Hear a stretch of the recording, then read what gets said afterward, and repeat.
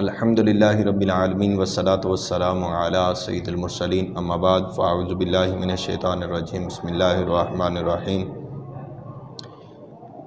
وَلَقَدْ يَسَّرْنَا الْقُرْآنَ لِلذِّكْرِ فَهَلْ مِن مُدَّكِرٍ آمَنْتُ بِاللَّهِ صدق اللہ العظیم الصلاة والسلام علیکہ یا رسول اللہ وعلی آلکہ واصحابکہ یا حبیب اللہ۔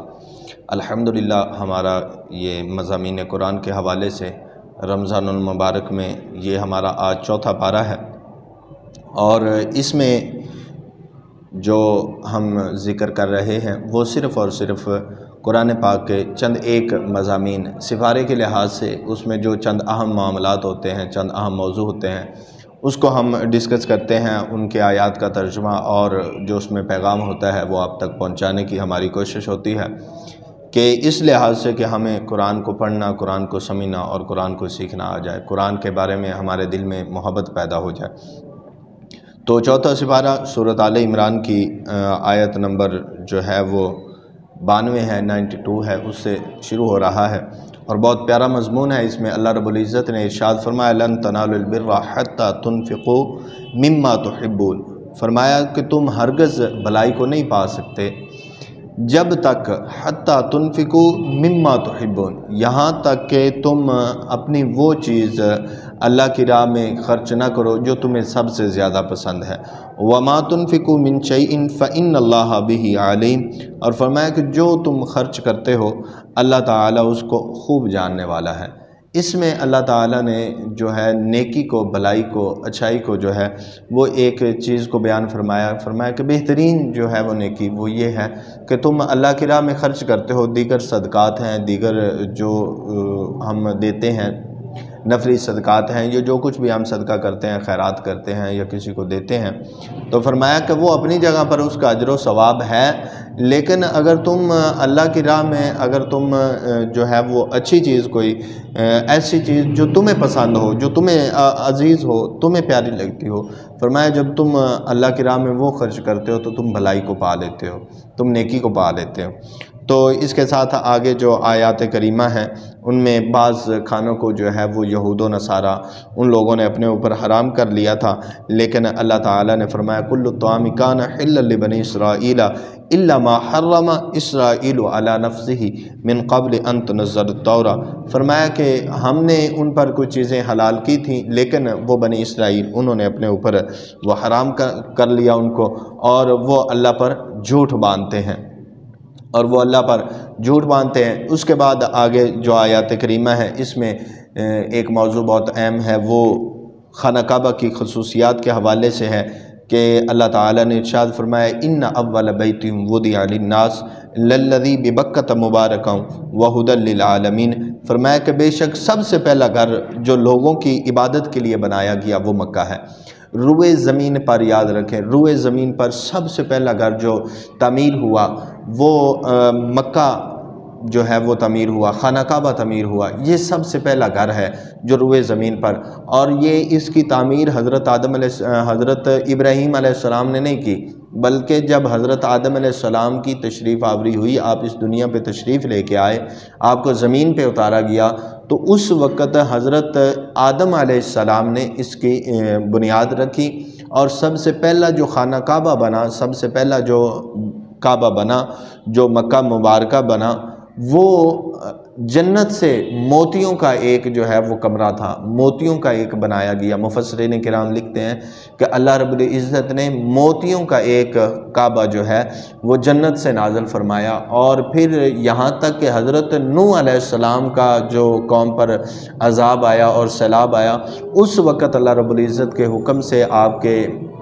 جو حکم سے، اللہ رب العزت کے حکم سے وہ پھر دوبارہ سے اٹھا لیا گیا، اور یہ زمین جو ہے یہ ساری پھر سے بھر گئی، پھر ایک ہو گیا، اور اس کے بعد حضرت ابراہیم علیہ السلام کی بعثت ہوئی اور آپ نے پھر دوبارہ خانہ خدا کو، کعبہ کو تعمیر فرمایا۔ تو یہ ایک چھوٹا سا پس منظر ہے جس کو اللہ رب العزت نے بیان فرمایا اول بیت وضع للناس، فرمایا یہ وہ پہلا گھر ہے جو لوگوں کے لیے بنایا گیا، یہ مکہ مکرمہ ہے، اور فرمایا کہ یہ برکت والا ہے اور اس میں لوگوں کے لیے ہدایت ہے، اور اللہ کی طرف سے ہدایت ہے جو تمام جہانوں کے لیے، اس میں ہدایت اللہ تعالیٰ نے رکھ دی ہے۔ فیہ آیات بینات، اور اس میں نشانیاں ہیں، روشن نشانیاں ہیں۔ پہلی نشانی کیا ہے؟ مقام ابراہیم، فرمایا کہ اس میں مقام ابراہیم ہے، حضرت ابراہیم علیہ السلام کے کھڑے ہونے کی جگہ ہے۔ ومن دخلہ کان آمنا، اور جو اس میں داخل ہوا وہ امن والا ہو گیا۔ وَلِلَّهِ عَلَى النَّاسِ حِجُّ الْبَيْتَ مَنِ اسْتَطَاعَ إِلَيْهِ سَبِيلًا، اس میں اللہ رب العزت نے فرمایا کہ جس کو استطاعت دی گئی ہے، جس کو اتنا دیا گیا ہے کہ وہ لوگوں میں سے اتنی طاقت دی گئی ہے، اتنی وسعت اس کو، اتنا پیسہ ہے، اتنا دولت ہے اس کے پاس کہ وہ اتنی استطاعت رکھتا ہے کہ میرے گھر میں آ کے حج طواف کر سکے، تو فرمایا اس کے لیے ہے کہ وہ اس گھر کا آ کے طواف کرے۔ وَمَن كَفَرَ فَإِنَّ اللَّهَ غَنِيٌّ عَنِ الْعَالَمِينَ، اور فرمایا کہ جو انکار کر دے تو اللہ تعالیٰ سارے جہان سے بے پرواہ ہے۔ یعنی اگر کوئی مان لے اس کو، پھر اس کا حج کرنے کے لیے آئے، تو وہ اپنے اوپر ایک جو ہے نا وہ احسان کر رہا ہے، رب کی ذات پہ کوئی اس کا یہ نہیں ہے کہ وہ نیکی کر رہا ہے، تو اللہ کی ذات پہ کوئی احسان ہے۔ فرمایا مجھے ان نیکیوں کی تمہاری فکر نہیں ہے، بلکہ تم یہ، اگر تمہیں استطاعت دی گئی ہے، اگر تمہیں طاقت دی گئی ہے تو تم کیا کرو، تم اس گھر کا طواف کرو کہ یہ بہت برکت والا گھر ہے۔ اس کے بعد آگے پھر کچھ فضائل اور بیان ہوئے ہیں، مسلمانوں کو جو ہے وہ اطاعت کرنے کا حکم دیا ہے۔ اور ایک بات جو اس سپارے کا، سورۃ آل عمران کا جو آیت نمبر 102 سے شروع ہو کر تقریباً آیت نمبر 110 تک جاتا ہے، یہ بہت بڑا جو ہے اس میں درس ہے۔ اس میں اللہ رب العزت نے ارشاد فرمایا، یا ایھا الذین آمنوا اتقوا اللہ حق تقاتہ ولا تموتن الا وانتم مسلمون، فرمایا اے ایمان والو اللہ سے ڈرو اس طرح کہ جس طرح ڈرنے کا حق ہے، جس طرح تمہیں اللہ سے ڈرنا چاہیے کہ وہ خالق ہے، وہ مالک ہے، وہ رازق ہے، وہ تمام جہانوں کا پالنے والا ہے، اس نے تمام جہانوں کو پیدا فرمایا ہے، وہ علیم بذات الصدور ہے، وہ علی کل شیء قدیر ہے، وہ جو چاہتا ہے وہ کر سکتا ہے تمام، اور وہ جو چیز بنانا چاہے کن فیکون وہ فرما دیتا ہے اور وہ چیز ہو جاتی ہے۔ تو فرمایا کہ جیسا اس خدا کی شان ہے اس کے لائق ہی اس سے ڈرو۔ گناہ کرتے وقت ہمارے ذہن میں خیال آ جائے کوئی اور دیکھ رہا ہے یا نہیں دیکھ رہا، لیکن میرا رب تو دیکھ رہا ہے، کسی اور کو پتہ چلے یا نہ چلے میرے رب کو تو پتہ چل جانا ہے، کسی اور کے پاس اتنی طاقت ہے وہ مجھے دیکھ سکتا ہے یا نہیں دیکھ سکتا، لیکن میرا رب تو مجھے دیکھ سکتا ہے۔ تو ہم جب گناہ کریں تو یہ ڈر ہمارے اندر آ جائے، تو فرمایا کہ اتنا ڈرو رب سے کہ جتنا اس کا حق ہے، جتنی اس کی شان ہے۔ وَلَا تَمُوتُنَّ إِلَّا وَأَنْتُمْ مُسْلِمُونَ، فرمایا اگر تمہیں موت آئے تو وہ صرف حالت اسلام میں ہی تمہیں موت آئے۔ اس کے بعد یہ ڈر سنانے کے بعد اللہ تعالیٰ نے فرمایا کہ وَاعْتَصِمُوا بِحَبْلِ اللَّهِ جَمِيعًا، فرمایا کہ اللہ تعالیٰ کی رسی کو مضبوطی سے تھام لو۔ یہ اتحاد امت پر درس ہے، یہ امت کے اتحاد کے بارے میں، امت مسلمہ کے اتحاد کے بارے میں اللہ رب العزت نے فرمایا وَلَا تَفَرَّقُوا، اور دین میں فرقہ واریت نہ پھیلاؤ اور دین میں تفرقہ نہ ڈالو، آپس میں مختلف نہ ہو جاؤ، ایک دوسرے سے جدا نہ ہو جاؤ۔ دیکھو اللہ تعالیٰ نے فرمایا کہ اللہ کی رسی کو مضبوطی سے تھامو، جو اللہ کی رسی ہے وہ تو مضبوطی سے تھامے، یعنی کہ جس نے بھی اللہ کی رسی کو مضبوطی سے تھام لیا وہ ایک ہو جائے گا۔ وہ جو، اور اللہ کی رسی کو کون تھامے گا؟ جو اسلام پہ عمل کرے گا، جو دین پہ عمل کرے گا۔ یہاں پہ ایک بہت بڑا سوال اٹھتا ہے کہ اگر دین پر عمل کرنا اللہ کی رسی کو مضبوطی سے تھامنے کا نام ہے، اگر دین پہ عمل کرنا اللہ کی رسی کو مضبوطی سے پکڑنے کا نام ہے، اگر دین پر عمل کریں گے تو اللہ کی رسی کو مضبوطی سے پکڑ لیں گے، تو پھر یہ تفرقہ کہاں سے آ گیا؟ پھر یہ سنی، پھر یہ شیعہ، پھر یہ اہل حدیث، پھر یہ سب چیزیں کہاں سے آ گئیں؟ اگر ہر کوئی دین کی بات کرتا ہے، اگر ہر کوئی اسلام کی بات کرتا ہے، تو پھر یہ کہاں سے آ گیا؟ تو اس کا مطلب یہ ہے کہ دین اسلام میں یہ تفرقہ نہیں ہے، یہ تفرقہ ان لوگوں کا خود کا بنایا ہوا، خود کی کریشن ہے، دین کے ساتھ کھلواڑ ہے، مذہب کے ساتھ، اسلام کے ساتھ کھلواڑ ہے، اور یہ لوگ اللہ کی رسی کو مضبوطی سے نہیں تھام رہے۔ اگر اللہ کی رسی کو تھامیں تو پھر ایک پیج پہ آ جائیں، جو میرے رب نے ارشاد فرمایا، اتحاد امت کا درس دیا، فرمایا بحبل اللہ جمیعا، اللہ کی رسی کو پکڑ لو، واعتصموا بحبل اللہ جمیعا ولا تفرقوا، اور فرقے میں نہ پڑو۔ یہ رب کا دین نہیں ہو سکتا، یہ اسلام نہیں ہو سکتا کہ تم قرآن پڑھ رہے ہو اور کچھ کے مخالف، دوسرا کلمہ پڑھنے والے دوسرے مسلمان کے مخالف جا رہے ہو، یہ نہیں ہے۔ بلکہ اللہ کے نبی صلی اللہ علیہ وآلہ وسلم نے آپ نے جو تعلیمات دی ہیں، فرمایا کہ اتحاد پر اکٹھا سواد اعظم ایک جو ہے، فرمایا وہ فرقہ جو سیدھا جنت میں جائے گا وہ اہل سنت والجماعت ہے۔ وہ اہل سنت کیا ہے؟ فرمایا کہ وہ اہل سنت ہیں کہ جس پر میں اور میرے صحابہ ہیں، مان علیہ واصحابی، فرمایا جس پر میں ہوں اور جس پر صحابہ ہیں۔ تو جو صحابہ کی تعلیمات ہیں، جو رسول اللہ کی تعلیمات ہیں، فرمایا یہ ہمارے لیے اتحاد امت ہے، یہ ہمارے لیے اہل سنت ہیں، یہ ہمارے لیے اللہ تعالیٰ کی رسی ہے، یہ ہمارے لیے اسلام ہے، یہ ہمارے لیے دین ہے۔ اور اللہ تعالیٰ نے اتحاد امت کا درس دیا ہے۔ لوگوں کو جو بانٹتا ہے، فرقے واریت میں بانٹتا ہے، اس کا اسلام کے ساتھ کوئی تعلق نہیں ہے، اس کا دین کے ساتھ کوئی تعلق نہیں۔ اور پھر آگے یہی نہیں کہ صرف بات بتائی، بلکہ آگے تھوڑا سا اس کو وضاحت بھی فرمائی۔ فرمایا کہ یاد کرو وہ دن، یاد کرو کہ جب تم الگ الگ تھے، وَاذْكُرُوا نِعْمَةَ اللَّهِ عَلَيْكُمْ اِذْ كُنْتُمْ أَعْدَاءً، فرمایا یاد کرو کہ اللہ کی تم پر نعمت ہے، اس سے پہلے کہ تم کیا تھے، اِذْ كُنْتُمْ أَعْدَاءً، تم دشمن تھے، فَأَلَّفَ بَيْنَ قُلُوبِكُمْ، تو اللہ نے تمہارے درمیان الفت ڈال دی، فَأَصْبَحْتُمْ بِنِعْمَتِهِ إِخْوَانًا، تو تم ہو گئے سب آپس میں بھائی بھائی۔ اللہ کی نعمت سے اللہ نے تمہیں بھائی بھائی بنا دیا۔ دیکھو اسلام کا کتنا حسن ہے کہ اسلام پہ بات کریں، اگر اسلام کی تعلیمات پر عمل کریں تو فرمایا کہ اسلام ایک دوسرے کے مخالفت کا درس نہیں دیتا، بلکہ فرمایا اسلام تو یہ درس دیتا ہے کہ تم پہلے ایک دوسرے کے دشمن تھے، لیکن اسلام میں آئے تو تم آپس میں محبت کرنے والے بن گئے۔ تو یہ کون سا اسلام ہمیں بتا رہے ہیں کہ جس میں ایک دوسرے پر کفر کے فتوے ہیں؟ یہ کون سا اسلام ہے؟ یہ کون سا دین ہے؟ یہ کون سا مذہب ہے کہ جس پر ایک کو جو ہے نا وہ کافر، دوسرے کو وہاں سے نکالا جا رہا ہے، تیسرے کو اس کے ساتھ یہ نہیں ہے، اس کے ساتھ وہ نہیں۔ فرمایا کہ تم یاد رہو وَكُنْتُمْ عَلَى شِفَا حُفْرَةٍ مِّنَ النَّارِ فَأَنْقَذَكُم مِّنْهَا، فرمایا کہ یاد کرو کہ تم آگ کے گڑھے کے کنارے پہ کھڑے تھے تو اللہ تعالیٰ نے تمہیں اس سے بچا لیا۔ فرمایا كَذَلِكَ يُبَيِّنُ اللَّهُ لَكُمْ آيَاتِهِ لَعَلَّكُمْ تَهْتَدُونَ، فرمایا اس طرح میرا رب وہ تمہارے لیے مثالیں بیان فرماتا ہے، اس طرح تمہارے لیے اپنی آیتیں، اپنی نشانیاں واضح طور پہ بیان فرماتا ہے تاکہ تم ہدایت پا جاؤ۔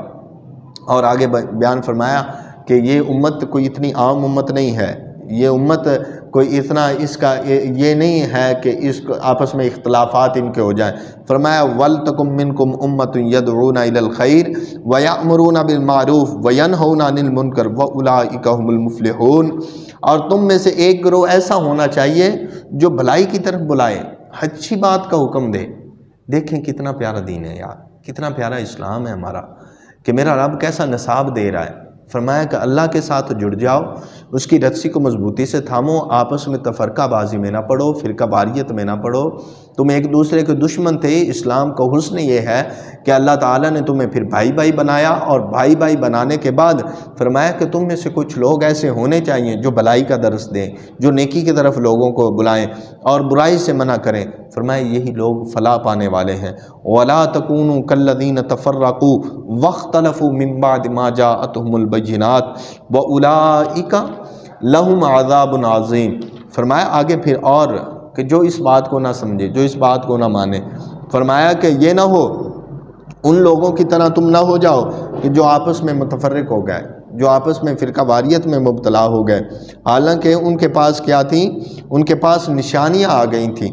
تو وَأُولَٰئِكَ لَهُمْ عَذَابٌ عَظِيمٌ، اور فرمایا کہ ان کے لیے ہی عذاب عظیم ہے، ان لوگوں کے لیے جو فرقہ واریت میں جو ہے نا وہ بڑھ جائیں۔ پھر آگے ارشاد فرمایا یوم تبیض وجوہ وتسود وجوہ فاما الذین اسودت وجوہہم اکفرتم بعد ایمانکم فذوقوا العذاب بما کنتم تکفرون، فرمایا کہ جس دن کئی چہرے روشن ہوں گے اور کئی چہرے سیاہ ہوں گے، تو وہ لوگ جن کے چہرے سیاہ ہوں گے ان سے کہا جائے گا کیا تم ایمان لانے کے بعد کافر ہوئے تھے؟ تو اب اپنے کفر کے بدلے عذاب کو چکو۔ فَأَمَّا الَّذِينَ ابْيَضَّتْ وُجُوهُهُمْ فَفِي رَحْمَةِ اللَّهِ، بہرحال وہ لوگ کہ جن کے چہرے سفید ہوں گے تو ان پر اللہ کی رحمت ہوگی، هُمْ فِيهَا خَالِدُونَ، اور وہ اس میں ہمیشہ رہیں گے۔ تِلْكَ آیات اللہ، یہ اللہ تعالیٰ کی آیات ہیں، نَتْلُوهَا عَلَيْكَ بِالْحَقِّ، کہ اللہ تعالیٰ اس کو تمہارے سامنے حق کے ساتھ بیان فرماتا ہے۔ وَمَا اللَّهُ يُرِيدُ ظُلْمًا لِلْعَالَمِينَ، فرمایا کہ اور اللہ نہیں چاہتا، اللہ جہان والوں پر ظلم کرنا نہیں جاتا۔ وَلِلَّهِ مَا فِي السَّمَاوَاتِ وَمَا فِي الْأَرْضِ وَإِلَى اللَّهِ تُرْجَعُ الْأُمُورُ۔ فرمایا جو کچھ زمینوں میں ہے، جو کچھ آسمانوں میں ہے، یہ اللہ تعالیٰ ہی کے لیے ہے، اور سب نے اللہ کی طرف، تمام کام جو ہیں وہ اللہ کی طرف لوٹائے جاتے ہیں۔ یہ بات اس کے بعد آگے اللہ تعالیٰ نے فرمایا كُنْتُمْ خَيْرَ أُمَّةٍ أُخْرِجَتْ لِلنَّاسِ تَأْمُرُونَ بِالْمَعْرُوفِ وَتَنْهَوْنَ عَنِ الْمُنْكَرِ وَتُؤْمِنُونَ بِاللَّهِ وَلَوْ آمَنَ أَهْلُ الْكِتَابِ لَكَانَ خَيْرًا لَهُمْ مِنْهُمُ الْمُؤْمِنُونَ وَأَكْثَرُهُمُ الْفَاسِقُونَ۔ اللہ اکبر۔ یہ باتیں ساری بیان کرنے کے بعد فرمایا کہ تم بہت عظیم امت ہو، تم بہت پیاری امت ہو، تم بہت اچھی امت ہو کہ لوگوں کو نیکی کا درس دیتے ہو، لوگوں کو بھلائی کی طرف بلاتے ہو اور برائی سے منع کرتے ہو اور اللہ پر ایمان رکھتے ہو۔ اور اس کے بعد اظہار فرمایا کہ اگر اہل کتاب ایمان لاتے تو ان کے لیے یہ بہتر تھا۔ منہم المؤمنون واکثرہم الفاسقون، اور ان میں کچھ جو ہیں وہ مسلمان ہیں لیکن ان کی اکثریت جو ہے وہ نافرمان ہے۔ اللہ اکبر۔ یہ چھوٹا سا مضمون، اس کو اتحاد امت کے حوالے سے، امت کے فضائل اور برکات کے حوالے سے ہمیں اس کو دیکھنا ہے۔ اور پھر اس کے بعد جو ہے آگے یہ پارہ نمبر ہمارا 4 چل رہا ہے، سورۃ آل عمران، اور اس کی آیت نمبر جو 118 ہے، اس میں ایک بہت بڑا اللہ تعالیٰ نے مضمون بیان فرمایا ہے، اور وہ یہ ہے یا ایھا الذین آمنوا لا تتخذوا بطانۃ من دونکم۔ فرمایا اے ایمان والو، اپنے علاوہ جو ہے، اے ایمان والو لا تتخذوا، تم نہ بناؤ، نہ پکڑو تم، بطانۃ من دونکم، بطانہ کہتے ہیں رازدار کو۔ فرمایا کہ تم اپنے علاوہ یعنی کہ غیروں کو رازدار نہ بناؤ اپنا۔ لا یألونکم خبالا، فرمایا کہ وہ تمہارے ساتھ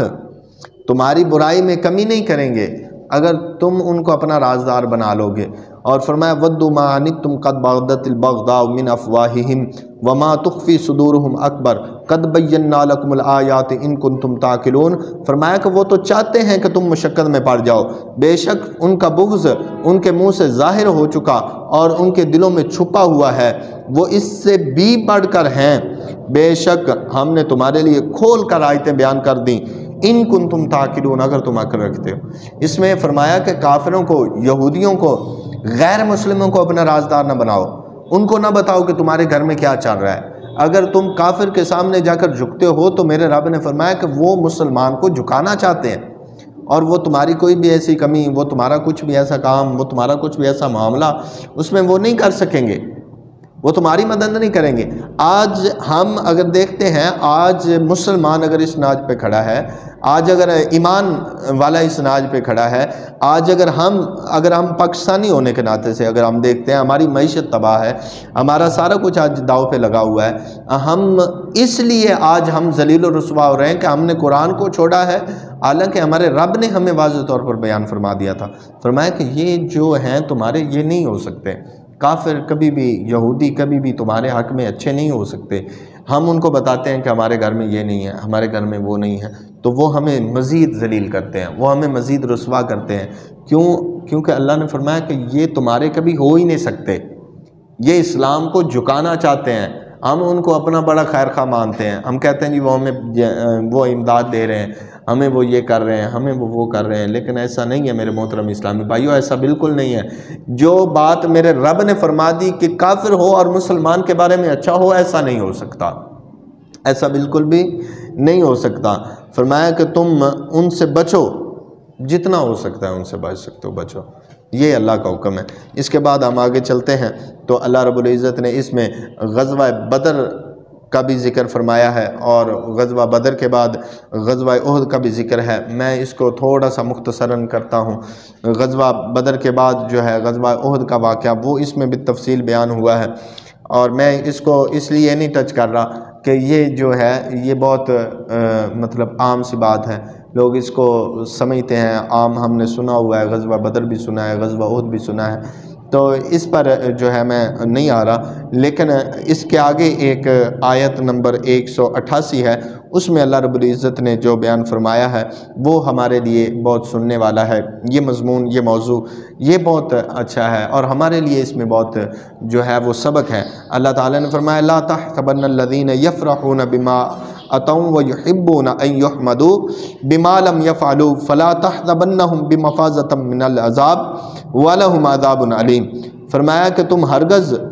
गुमान न करो कि उन लोगों को जो अपने अमाल पर खुश होते हैं, अल्लज़ीन यफ़रहून बिमा अतौ, फरमाया कि जो वो लोग काम करते हैं उन पर वो खुश होते हैं। और फरमाया कि तुम इस गमान में न रहो कि जो वो अमल करते हैं इस पर खुश होते हैं और इसको पसंद करते हैं कि वयुहिब्बूना अन युहमदू बिमा लम यफ़अलू, फरमाया कि इस पर वो खुश होते हैं कि जो उन्होंने काम नहीं किया उस पर उनकी तारीफ़ की जाए। और फला तहसबन्नहुम बिमफ़ाज़तिम मिनल अज़ाब, इन्हें हरगज़ अज़ाब से दूर न समझो, वलहुम अज़ाबुन अलीम, उनके लिए दर्दनाक अज़ाब है। इसमें आप देखें इस आयत को अल्लाह रब्बुल इज़्ज़त ने फरमाया कि ऐसे लोग जो अपने अमल करते हैं या वो उस पर खुश होते हैं और ऐसे अमल पर अपनी तारीफ़ पसंद करते हैं कि जो उन्होंने अमल किया ही नहीं है। एक तो है अमल करके खुश होना, इस पर भी अपनी तारीफ़ करवाना, ये तो है ही है। इसमें भी थोड़ा सा मुज़ायका है, इसमें भी जो शरीयत है वो कलाम करती है कि ख़ुद पसंदी या ऐसा अमल जो खुद करे और उस पर फिर लोगों से वाह वाह करवाए, फरमाया ऐसा नहीं होना चाहिए। लेकिन उसके बाद आगे फिर जब चलता है तो फरमाया कि फिर वो लोग कि जो अमल करते ही नहीं है। आज हम देखें, मैं भी अपने नाम के साथ अलामा लिखवाता हूँ, मैं भी अपने नाम के साथ, मैं चाहता हूँ कि मेरे नाम के साथ कुछ ऐसे वर्ड लगें जो मैं नहीं हूँ। लोग आज कारी जो नहीं है उनको कारी साहब कहा जाता है, जो हाफिज़ नहीं है उनको हाफिज़ साहब कहा जाता है, जो उलमाए किराम में शामिल नहीं है वो अपने आप को आलिम कहलवाते हैं, जिसने कोई नेक काम किया नहीं है वो अपने आप को नेकी में आगे आगे करना चाहता है। लेकिन इस आयत को पढ़े हमारे लिए क्या है, मेरे रब ने फरमाया कि वो अपने किए पर जो हैं वो खुश होते हैं और पसंद करते हैं कि उनकी तारीफ़ की जाए। तो फरमाया कि तुम इस गुमान में न रहो कि इनको कोई अज़ाब नहीं दिया जाएगा। फरमाया नहीं, जो खुद पसंदी करे, जो अपने अमल पर जो है ना वो राज़ी हो और कहे कि ये मैंने अमल किया और लोगों से पसंद करे कि मेरी तारीफ़ की जाए, तो फरमाया कि वो अपने अमल को देखे कि उसका अमल रब की बारगाह में कबूल नहीं होगा। बल्कि रिवायत में आता है, हदीस मुबारक में अल्लाह के नबी सल्लल्लाहु अलैहि वसल्लम के फरमान का ये मफ़हूम है। आपने फरमाया कि क़यामत वाले दिन सबसे पहले 3 लोगों को लाया जाएगा और अल्लाह ताला इरशाद फरमाएगा इनको जहन्नुम में फेंक दिया जाए। अब वो 3 लोग कौन से हैं? उनमें सबसे पहले आलिम होगा, दूसरा फिर उसमें जो है वो गाजी होगा और तीसरा जो है वो उसमें होगा, पहला आलिम होगा, दूसरा शहीद होगा और तीसरा उसमें सखी होगा। तो मेरा रब जब उनको हुक्म इरशाद फरमाएगा तो वो रब से सवाल करेंगे, या बारी ताला मैं तो आलिम था, मैंने तो दीन की तबलीग की थी। तो अल्लाह ताला फरमाएगा तूने दीन की तबलीग इसलिए की थी कि लोग तुझे आलिम कहें, लोग तुझे कारी कहें, लोग तुझे कहें कि ये दीन का बहुत बड़ा आलिम है। हालांकि तूने दीन मेरे लिए नहीं पढ़ा था, हालांकि तूने लोगों को दीन मेरे लिए नहीं बताया था, तो लोगों ने तेरी तारीफ़ की, लोगों ने तुझे आलिम कहा, लोगों ने बहुत इज़्ज़त दी तुम्हें, तो अब तुम्हारे लिए मेरी बारगाह में कोई इसका अजर नहीं है, कोई इसका सवाब नहीं है। तो फिर उसके बाद शहीद को लाया जाएगा, वो अर्ज़ करेगा या बारी ताला मैं तो अपनी जान तेरे नाम पे कुर्बान कर दी। तो मेरा रब फरमाएगा नहीं, तूने इसलिए जान कुर्बान की थी कि लोग तुझे कहें ये बहुत बड़ा बहादुर था, ये बहुत बड़ा गाजी था, इससे ये बहुत बड़ा जो था ना, ये बहुत बड़ा नौजवान था। लोगों ने तुझे गाजी भी कहा, लोगों ने तुझे बहुत बड़ा नौजवान भी कहा, लोगों ने बड़ी तेरी तारीफ़ की। उसके बाद फिर सखी को लाया जाएगा, सखी कहेगा या बारी ताला मैंने तो अपना माल सारा खर्च कर दिया था। मेरा रब फरमाएगा नहीं, तूने माल इसलिए खर्च किया था लोग तेरी तारीफ़ करें, तो लोगों ने तेरी तारीफ़ की, लोगों ने तुझे सखी कहा, लोगों ने तेरा जो है ना वो बहुत एहतराम किया, तेरी बहुत कदर की, तो लोगों के सामने अपने आप को अच्छा समझना चाहता था, तो इसलिए लोगों ने तुम्हें कहा। तो आज हमें भी इस बात को थोड़ा समझना चाहिए कि जिस चीज़ के हम हकदार नहीं हैं उस पर हम अपनी तारीफ़ न करवाएं। उसके बाद हम आगे चलते हैं तो फिर इसमें जो है वो सूरत निसा शुरू हो जाती है। सूरत निसा इस आया जो है वो इस सिपारे में शुरू होती है और सूरत निसा की जो 176 आयात हैं और इसके जो हैं वो 24 रुकू हैं। और ये सूरत जो है ये तरतीब के एतबार से, कुरान पाक की तरतीब के एतबार से ये चौथी सूरत है, लेकिन तरतीब नज़ूल के एतबार से, अल्लाह ताला की बारगाह में नाज़िल होने के एतबार से ये सूरत नंबर جو ہے وہ 29 ہے، 92 نمبر یہ صورت ہے، اور صورت بقرہ کے بعد قرآن پاک کی یہ سب سے لمبی صورت ہے۔ اور اس صورت کے جو مضامین ہیں وہ اس میں یہ ہے کہ صورت اس میں رشتہ داروں کے ساتھ حسن سلوک کو بیان کیا گیا ہے، یتیموں کے حقوق کی ادائیگی کو بیان کیا گیا ہے، ازواج کی تعداد کتنی ہونی چاہیے اس کو بیان کیا گیا ہے، وراثت کے احکام کو بیان کیا گیا ہے، پھر اس میں بے حیائی کے خاتمے کو جو ہے وہ بیان کیا گیا ہے، اور اس میں محرمات نکاح کا بیان ہے، اعمال صالحین کی جو ہے وہ تلقین ہے، مسلمانوں کا مال نہ حق کھانے کے بارے میں وضاحت کی گئی ہے، بخل کی مذمت ہے، اور یہود و نصارہ کی شرارتوں کا بیان ہے، اس کا رد ہے، اور پھر اس میں منافقین کو بھی جو ہے وہ تنبیہ کی گئی ہے، جہاد کی تلقین ہے، یتیموں کے مال کے متعلق بہت زیادہ اہم گفتگو ہے اس میں۔ تو یہ تھوڑا سا اس کا تعارف ہے۔ اس کی پہلی آیت کو دیکھتے ہیں تو اللہ رب العزت نے اس میں ارشاد فرمایا، یا ایھا الناس اتقوا ربکم الذی خلقکم من نفس واحدہ وخلق منها زوجها وبث منهما رجالا کثیرا ونساء واتقوا اللہ الذی تساءلون به والارحام ان اللہ کان علیکم رقیبا۔ فرمایا اے لوگو اپنے رب سے ڈرو جس نے تمہیں ایک جان سے پیدا کیا اور اسی میں سے اس کا جوڑا پیدا کیا، اور ان دونوں سے کثرت سے مرد اور عورت پھیلا دیے۔ اللہ سے ڈرو جس کے نام پر ایک دوسرے سے مانگتے ہو، اور رشتوں کو توڑنے سے بچو۔ اللہ اکبر۔ ان اللہ کان علیکم رقیبا، بے شک اللہ تم پر نگہبان ہے۔ اور اس کے بعد آگے یہ ایک اللہ تعالیٰ نے فرمایا کہ اس میں جو ہے تمہیں ایک ذات سے بنایا ہے، تمہاری اصل ایک ہے، تمہارا جو بنیاد ہے وہ حضرت آدم علیہ السلام ہے، حضرت حوا ہے، پھر اللہ تعالیٰ نے اس سے تمہیں آگے پیدا کیا۔ تو تم یہ جو سلسلہ اپنا نسب پر، میں اس برادری سے تعلق رکھتا ہوں، میں یہ ہوں، میں وہ ہوں، فرمایا نہیں، آپس میں ایک دوسرے کے ساتھ صحیح رہو، ایک دوسرے کے ساتھ آپس میں اتفاق سے رہو، ایک دوسرے کے ساتھ آپس میں محبت، اور اس میں یہ ذہن میں رکھو کہ اللہ ہر چیز کو دیکھ رہا ہے۔ رشتہ داروں کے ساتھ قطع تعلقی کرنے سے بچو کہ رب نے تمہیں ایک ہی باپ سے پیدا کیا ہے، ایک ہی ماں کی اولاد ہو، ایک ہی باپ کی اولاد ہو، پیدا کرنے والا ایک ہے، پھر آپس میں ایک دوسرے میں اختلاف کس بات کا ہے؟ تو اس چیز کو اللہ تعالیٰ نے ذکر کیا۔ پھر آگے شادی کا بیان ہے کہ جو جتنا چاہتا ہے، اگر اس کو اللہ نے طاقت دی ہے، ہمت دی ہے، تو وہ اپنی پسند سے ایک سے شادی کرے، ایک سے اگر کافی ہے اس کو تو پھر دوسری سے کرے، دوسرا اگر اس کا وہ افورڈ کر سکتا ہے تو تیسرا، اور پھر اس کے بعد آگے اللہ تعالیٰ نے جو ہے یتیموں کا مال اس کو کھانے کو ناحق کھا کر جو ہے نا اس کو قرار دیا ہے۔ پھر اس کے بعد اللہ رب العزت نے آخری جو اس حوالے سے میں عرض کرنا چاہتا ہوں، اللہ تعالیٰ نے ارشاد فرمایا، انما التوبۃ علی اللہ للذین یعملون السوء بجہالۃ ثم یتوبون من قریب فاولئک یتوب اللہ علیہم وکان اللہ علیما حکیما۔ فرمایا کہ توبہ، وہ توبہ کہ جس کا قبول کرنا اللہ تعالیٰ نے اپنے فضل سے لازم کر لیا ہے، وہ انہی کی ہے جو نادانی سے برائی کر بیٹھیں پھر تھوڑی دیر بعد توبہ کر لیں، ایسوں پر اللہ کی رحمت، اللہ اپنی رحمت سے رجوع کرتا ہے، اور اللہ تعالیٰ علم والا، حکمت والا ہے۔ دیکھیں، گناہ ہو جانا، گناہ کر لینا، یہ کوئی بہت بڑا ظلم نہیں ہوتا، لیکن فرمایا اللہ تعالیٰ نے اس چیز کو پسند فرمایا کہ جس سے گناہ ہو جائے، انما التوبۃ علی اللہ للذین یعملون السوء بجہالۃ، فرمایا کہ وہ اپنے نادانی کی وجہ سے وہ گناہ کر بیٹھتے ہیں، ثم یتوبون، پھر وہ توبہ کر لیتے ہیں، تو فرمایا کہ یہ اللہ تعالیٰ کے قریب کرتے ہیں، یہ اللہ تعالیٰ کے قریب ہو جاتے ہیں۔ گناہ ہو جانا یہ کوئی بہت بڑی بات نہیں ہے، لیکن گناہ کے بعد پھر ندامت اختیار کر لینا، پھر توبہ کر لینا، یہ اللہ کو بڑا پسند ہے۔ فرمایا فاولئک یتوب اللہ، کہ اللہ تعالیٰ کی رحمت ان کے قریب ہو جاتی ہے۔ یہ دیکھیں، جو توبہ کرتے ہیں،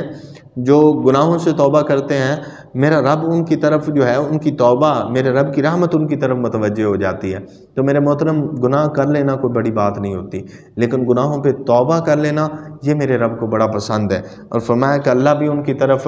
اپنی رحمت سے متوجہ ہوتا ہے۔ وَكَانَ اللَّهُ عَلِيمًا حَكِيمًا، اور اللہ تعالیٰ جو ہے وہ علم والا ہے، حکمت والا ہے۔ پھر اس کے بعد آگے ہم چلتے ہیں تو آخر تک جو ہے نا، پارہ نمبر 4 کے آخر تک اللہ تعالیٰ نے محرمات نکاح جو ہیں ان کو بیان فرمایا ہے۔ اللہ رب العزت کی بارگاہ میں دعا ہے کہ خالق عالم ہمیں قرآن کو سمجھنے کی، قرآن کے ساتھ محبت کرنے کی توفیق عطا فرمائے۔ آمین۔ واخر دعوانا ان الحمد للہ رب العالمین۔